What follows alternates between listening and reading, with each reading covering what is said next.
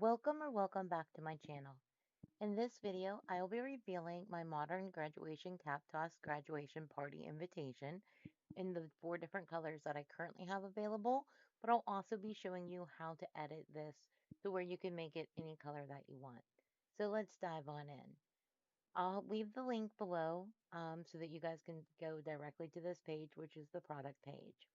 Here you can see that we have this invitation in blue, we have it in green, yellow, and red.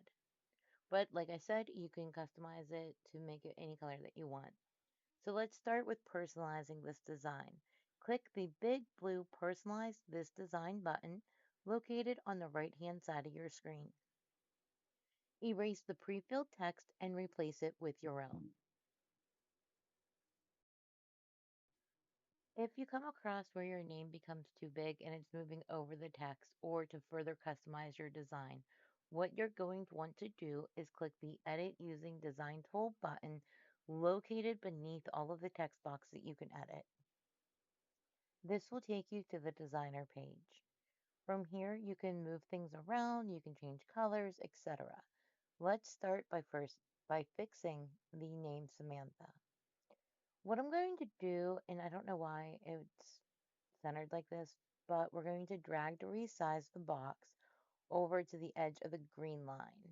And we're going to see if that fixes it first, which honestly it does. We don't need to change the size of her name from this point on.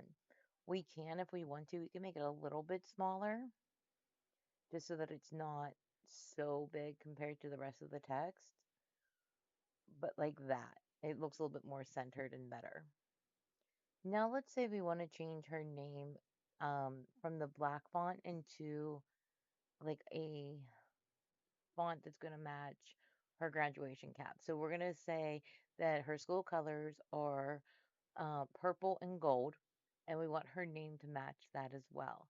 So we'll click on her name, then we'll move over to the right-hand side of our screen, and underneath the font is the color box. Click on the color box to bring up the pre-filled colors.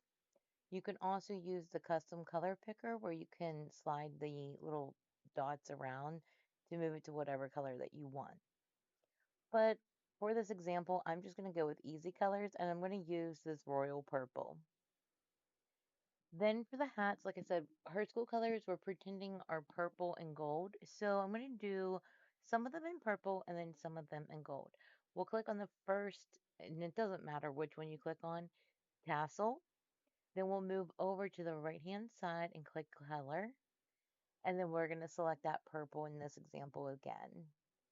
I think I'll do this one purple and maybe that one. And then for the other two, I'm just going to pick this random, well, it's yellow orange. Kind of looks goldish to me. And now her hat or her graduation caps match her school colors. We can change the background color too by moving over to the very far left-hand side of our screen and clicking the word background. Then we can click on the plus sign for any additional colors, or we can use the pre-selected ones. I'll do the plus side, and I'm going to use like a light bluish to mimic the sky because I feel like they're floating up there. That's a dark blue. I really want it to be light, like barely there. A little bit more barely there. This is the color I want. And then what we'll want to do is we'll want to change the back of the invitation as well. So to do so, click on the word back with a little preview here in the gray section, middle section of the designer tool. And then we are currently on the background page, so we can just click the most recently used color to match the background of the back to the background of the front. Once you are finished making all of your changes, all you want to do is click the green Done button located at the very top right-hand side of your screen. A pop-up will appear asking if you would like to save your design. You can either sign in to your Zazzle account or select Maybe Later, which is what I'll do. And that'll take us back to the main product page. Here I can review all of my changes, and if I need to go back, I can do so. But otherwise, I'll select the quantity that I need on the right-hand side of the screen and then click the yellow Add to Cart button. A new pop-up will appear showing that it was added to your cart, and from here you can view your cart and check out.